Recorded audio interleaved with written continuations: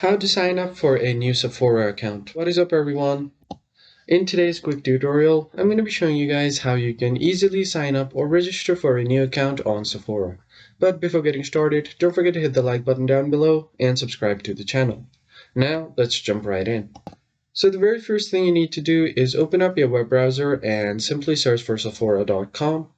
Once you're logged into the main website, on the top right, you have an option to sign in. So if you hover your mouse over here, you will see multiple options like signing in if you already have an account and create a new one if you are new.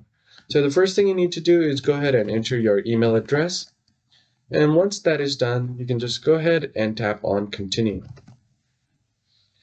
Just wait for the page to load, and here you will just have to enter all of your details like your first name, last name. You'll have to create a password, then enter your phone number and enter your birthday.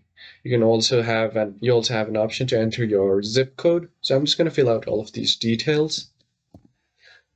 Now once you tap on join now button, as you can see, it has logged into my account. So as you can see here, I have successfully logged into my Sephora account.